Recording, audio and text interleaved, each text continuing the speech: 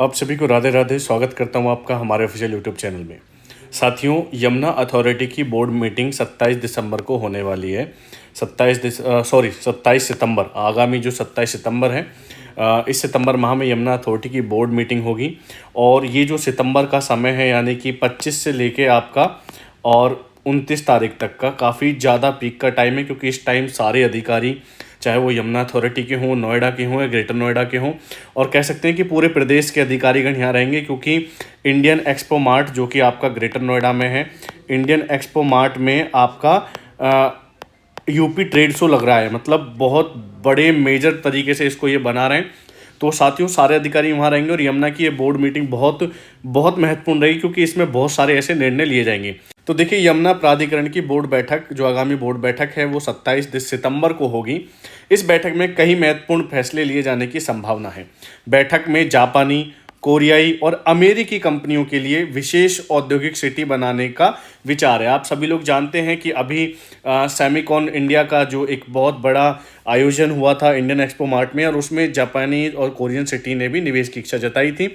हालांकि इसकी बातें पहले से चल रही हैं। यमुना अथॉरिटी के पास भूमि का प्रस्ताव आ चुका है और बहुत जल्द 2 सेक्टर इसको चिन्हित किए गए हैं। एक आपका सेक्टर 10 में इसको बनाया जाएगा, और दूसरा सेक्टर 28 में भी इसको बनाया जाएगा। तो एक पर्टिकुलर शहर बसाया जा रहा है, जापानीज शहर, कोरियाई शहर और अमेरिका, यानी कि जैसा इंडस्ट्रियल एरिया वहाँ पर है, same as it is Yamuna authority में होगा। अगर हम बात करें कि इसमें, तो एक विशेष स्पेशल इकोनॉमिक जोन, विशेष आर्थिक क्षेत्र विकसित किया जा रहा है, जिसमें इनको सहूलियत दी जाएगी, चाहे वो प्रोडक्टिविटी की बात हो, चाहे इनके सामान को एक जगह से दूसरी जगह ले जाने की बात हो। मतलब सारी चीज़ें इनको एक प्रॉपर वे में इनको रखा जाएगा। और इसके साथ साथ ही स्मार्ट सिटी की जो परियोजना है, जो स्मार्ट सिटी के बारे में हम लोग चर्चा करते हैं, उसको भी रखा जाएगा। अगर हम बात करें किसानों की, क्योंकि देखो, किसानों की समस्याएं हमेशा रही है, चाहे कुछ भी हो, तो किसान कहीं ना कहीं चीज़ें उनको प्रभावित करती हैं।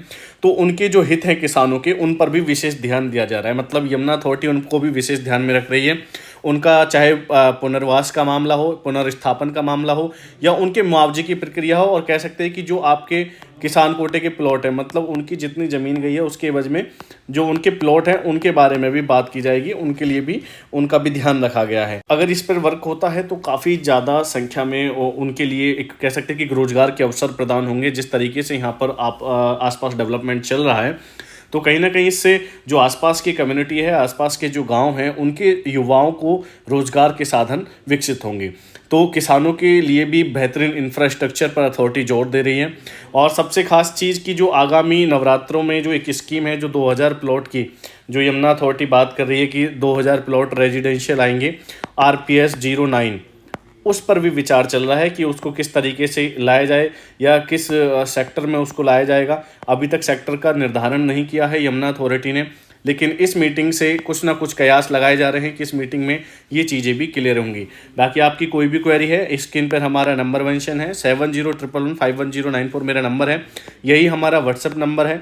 और सबसे बेस्ट ऑप्शन ये है कि आप इस पर कॉल भी कर सकते हैं और व्हाट्सअप कर सकते हैं। इवन एक व्हाट्सअप चैनल का लिंक मैं डिस्क्रिप्शन बॉक्स में डाल दूंगा, वहाँ टैप करके आप व्हाट्सअप चैनल से जुड़ सकते हैं, जहाँ हम यमुना अथॉरिटी की सारी महत्वपूर्ण चीज़ें डालते रहते हैं, और निवेश से संबंधित जो भी दिल्ली NCR में अच्छे ऑप्शंस आते हैं वो हम आपको वहाँ प्रोवाइड कराते हैं। वीडियो देखने के लिए आप सभी साथियों का बहुत बहुत धन्यवाद। जय हिंद, जय भारत।